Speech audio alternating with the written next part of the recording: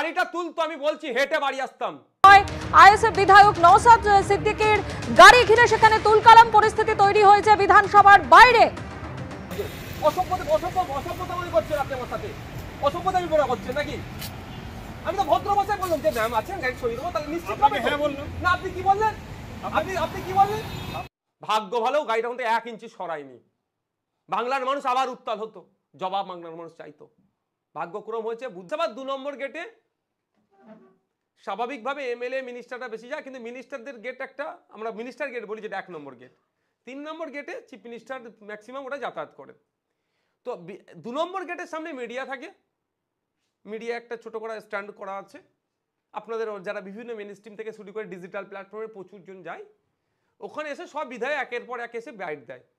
এবার অনেক ক্ষেত্রে আমাদের বাইট দেওয়ার পরে কারো স্পেশাল কিছু ডিমান্ড থাকে যে আমি এটা আলাদা করে দুটো ইস্যুতে কথা বলবো, একটু বাইটটা নেবো। সেক্ষেত্রে আমরা কি করি, আমি আমার কথা বলছি, ওই স্ট্যান্ডকে ছেড়ে একটু সাইডে চলে যায়। কারণ আমি যদি ওখানে জ্যাম করে আবার কারো একটা কথা বলি, অন্য কোনো বিধায়ক আসলে সে তো আমাকে সরে যেতে বলতে পারবে না, তার সাথে অনুচিত হবে, অন্যায় হবে, টাইমটা কিল হচ্ছে। ঠিক একইভাবে আজকে অনেক বাইট দেওয়ার পরে হিন্দিও এসেছিল, খুব একটা ভালো হিন্দি বলতে আমি পারি না, তারপরেও আমি হিন্দিতে বাইট দেওয়ার পরে ডিজিটাল প্ল্যাটফর্মে একজন বললেন যে ভাইজান আমাকে একটু এক্সক্লুসিভ দিতে হবে। আমি ঠিক আছে চলো ওই গেটটায় যাই, কারণ এখানে আবার জ্যাম হয়ে যাবে, তোমার দেখা দেখি আবার এসে কেউ বলবে, আমি কাউকে না বলতে পারবো না। যথারীতি আমার যে গাড়িটা ছিল এই গেটের মুখে, যে ওই গেটের মুখে রাখছি, আমি এদিকে ফুটপাতে হেঁটে যাচ্ছিলাম, যাওয়ার দেখে যে ওই গেটের একটু আগে আমি ওখানে দুটো অফিসার ছিল, এটা দূরে দূরে। তো আমি একজন অফিসারকে জিজ্ঞাসা করছি সিএম ম্যাম চলে গিয়েছেন? কারণ হচ্ছে যে বেরিয়ে গিয়েছে বলে আমার কাছে কোনো খবর ছিল না, এবং ওইখানে দেখি পুলিশের সংখ্যা সে অর্থে ছিল না, কারণ আমি যতটুকু জানি সিএম ম্যাডাম যখন থাকে ওখানে পুলিশ ছেয়ে থাকে। আর আমি এই জন্যই জিজ্ঞাসা করছি সিএম ম্যাডাম চলে গিয়েছে কি, কারণ আমার তো একটু হলেও আকেল আছে। আমি বাইরে দিচ্ছি, সেই সময় যদি সরাতে বলে আমার গাড়িটাকে, আমি গাড়ির দিকে দেখবো না, আমার কনসেন্ট্রেট ব্রেক হতে পারে। আমি আগে থেকেই আমার মানসিক প্রস্তুতি, যদি সিএম ম্যাডাম থাকে আমি ওখানে বাইটও দেবো না, কারণ নিরাপত্তার একটা ব্যাপার থাকে। হয়তো আমাকে সরাতে পারবে না পুলিশে, কিন্তু আমার উচিত হবে না ওখানে দাঁড়িয়ে বাইকটা দেওয়া।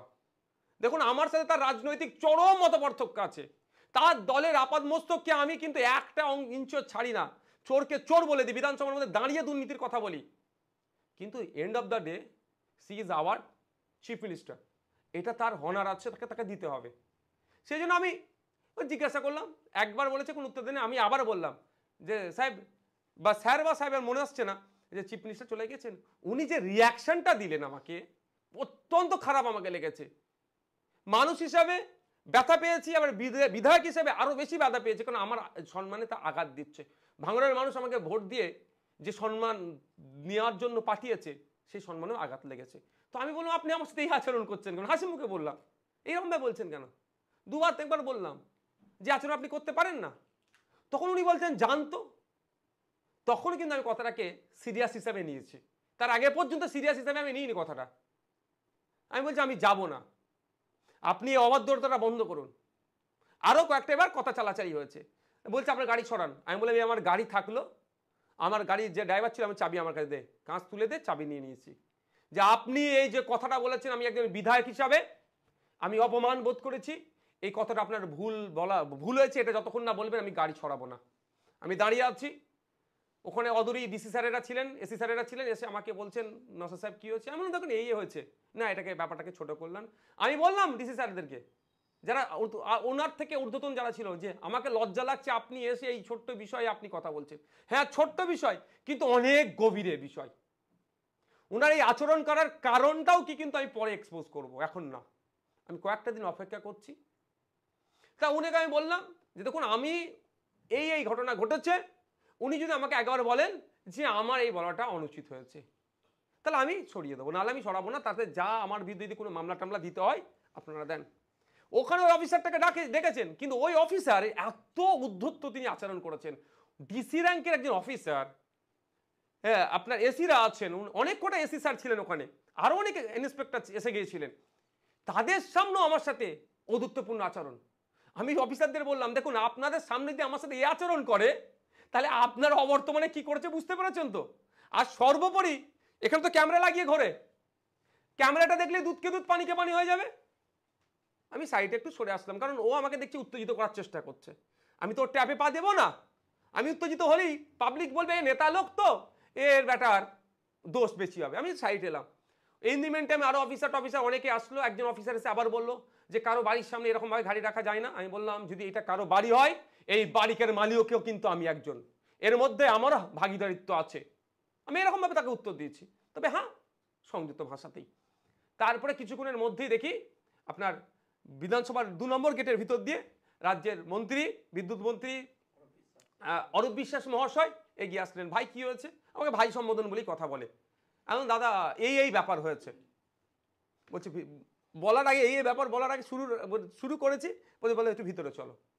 স্বাভাবিকভাবে উনি মিডিয়ার লোকজন ছিল, আমি ভিতরে গিয়ে টোটালটা বললাম। উনি শুনে বললেন অফিসারটাকে ডাকো। আমি এটাও বলছি কোড আন কোড, ওই অফিসারটাকে অনেকক্ষণ দেখবেন, আপনারা হয়তো ভিডিও দেখবেন, আমি অনেকক্ষণ ভিতরে গিয়েছিলাম। অফিসারটাকে একাধিকবার ডাকার পরে তিনি এসেছেন। আসার পরে আমি দেখেছি যেটা ওনার বডি ল্যাঙ্গুয়েজ, আমি অফিসারটা দেখেছি একজন মিনিস্টার, রাজ্যের একজন মিনিস্টার, তাকে স্যালুটের দেওয়ার যে প্রোটোকল সেই প্রোটোকল উনি মেনটেন করেনি। উনি আমাকে প্রোটোকল শেখাচ্ছিলেন, মন্ত্রীর সামনে বলছেন। ইনি এসে আমাকে জিজ্ঞাসা করেছে যে সিএম ম্যাডাম আছেন, আমি তো বলতে পারি না, আমি ওনাকে বলেছি প্রোটোকলে বলা যায় না। আমি বললাম এটা আপনি অসত্য কথা বললেন, এত তো উনি কথা বলেননি। উনি হুম হুম করে আমাকে করেছেন। তারপরে যখন বিতর্ক ওনার সাথে হয়েছে, তর্ক বিতর্ক, তখন বলেছেন যান চলে যান। আমি বললাম এটা অসত্য কথা বলছে। আমাকে মন্ত্রী মহাশয় বললেন তাহলে একটু হাত মিলিয়ে নাও না। আমি ওনার সাথে কি আমার ঝগড়া হয়েছে নাকি? আমি কি উনি কি আমার শত্রু যে হাত মিলানোর ব্যাপার? এখানে আমার ডিগনিটি, আমার যে আত্মসম্মানে আঘাত লেগেছে, এটা আমি করতে পারি না। ইন দি মিন টাইম দেখলাম ওদেরকে নজরে পড়লো কলকাতা পুলিশের ট্রাফিকের একটা বড় গাড়ি তোলা গাড়ি নিয়ে চলে আসলো আমাকে চমকাতে। হয়তো ওসব চমকানো ধমকানো আমাকে দিয়ে হবে? 42 দিন জেল খাটিয়ে সব আমাকে আটঘাট শিখিয়ে দিয়েছে। ওসব আমি চমকানো ধমকাতে জানতে চাই না। আমি ভালো হবে গাড়িটা একবার তুলুক। যদি গাড়িটা তুলতো আমি বলছি হেঁটে বাড়ি আসতাম, আমি ওই গাড়িতে আমি আর উঠতাম না। ভাগ্য ভালো গাড়িটা কিন্তু 1 ইঞ্চি সরায়নি। বাংলার মানুষ আবার উত্তাল হতো, জবাব বাংলার মানুষ চাইতো। ভাগ্যক্রম হয়েছে, বুদ্ধি ওদের শুভবুদ্ধির উদয় হয়েছে। সম্ভবত মানে মিনিস্টার স্যারই বারণ করে দিয়েছিল, 1 ইঞ্চি সরায়নি। তা এই কথা বলতে বলতে আমি বললাম দেখুন স্যার, কি অরূপ স্যারও বলি দাদা বলি, আমি দাদা এই দেখুন আমাকে যদি আপনি ভালোবেসে এই ফুটপাতে বসতে পারেন, আমি 4 ঘন্টা আপনাকে বসে থাকবো ভালোবাসা দিয়ে। আর যদি আপনি আমার আত্মসম্মানের আঘাত দিয়ে বলতে পারেন আমি আমাকে স্টার জায়গাতে বসাতে বললে আমি 1 সেকেন্ড সেখানে থাকবো না। আমার সব থেকে বড় আমার আত্মসম্মান। আমার এত যে স্টাফ আছে জিজ্ঞাসা করুন, একজন সিঙ্গেল বিধানসভার স্টাফ বা যে সময় পুলিশ কর্তারা আসে কেউ আমার বিরুদ্ধে একটা কথা বলতে পারে যে নওশাদ ভাই এর একটু অহংকার আছে? অহংকার তো দূরের কথা। সকালে যখন আমি বিধানসভায় ঢুকি, সে কনস্টেবল হোক, ইন্সপেক্টর হোক, সাব ইন্সপেক্টর হোক, এসি হোক আর ডিসি হোক, যদি আমার নজরে পড়ে থাকে, দূরে হলে ঘাড় নাড়াই, কাছে হলে আমি তাকে শুভ সকাল বা গুড মর্নিং বলে তাকে উইশ করে যাই যে দিনটা তার ভালো কাটুক। আমি আগিয়ে দিই, কারণ আমার মধ্যে অহংকার ঔদ্ধত্য আমি রাখতে চাই না। এটা কথা বলতে বলতে দেখি সিএম ম্যাডাম জাস্ট ওই দূর থেকে ক্রস হচ্ছিল, দাঁড়িয়ে গেলেন। দাঁড়িয়ে গিয়ে অরূপ বিশ্বাস সাহেবকে ডাকলেন। তিনি গেলেন, গিয়ে কথাবার্তা কি হয়েছে এসে আমাকে বললো যে সিএম ম্যাডাম বলেছে তিনি এই বিষয়টা দেখে নেবেন। আমি বললাম সিএম ম্যাডাম যখন দেখে নেবে বলেছেন আমার এখানে আর কথা নেই, কারণ উনি নিজে পুলিশ মন্ত্রী। তিনি বেরিয়ে গিয়ে সম্ভবত নাকি ওখানেও কিছু কথা বলেছেন, যারা যারা আইপিএস ছিল তাদেরকে কিছু মন্তব্য দিয়েছে। বাইরে আসলাম, এসে মিডিয়ার আপনাদের বক্তব্য চাইলো, দিয়ে আমি ওখান থেকে গাড়ি নিয়ে আমার যেখানে গন্তব্যস্থলে আমি প্রস্থান করলাম।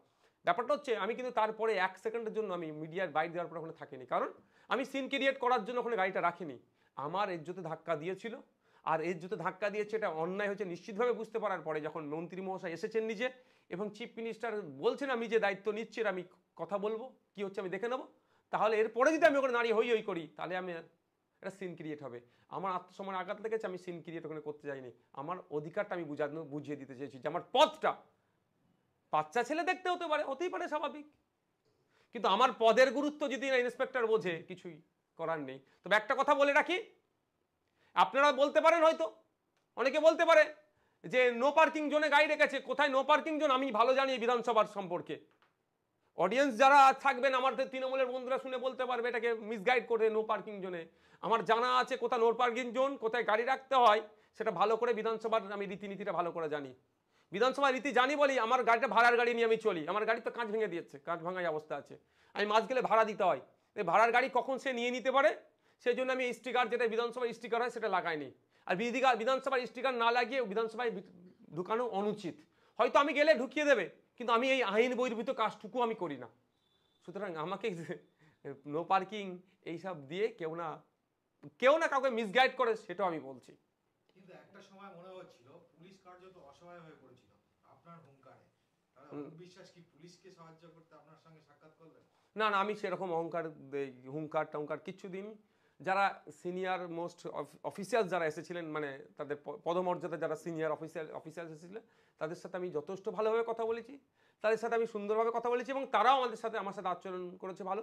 কেউ আমার ওই পুলিশ অফিসার ছাড়া অন্য কোনো সিঙ্গেল পুলিশ অফিসার আমার সাথে একটা খারাপ শব্দ ব্যবহার করেনি।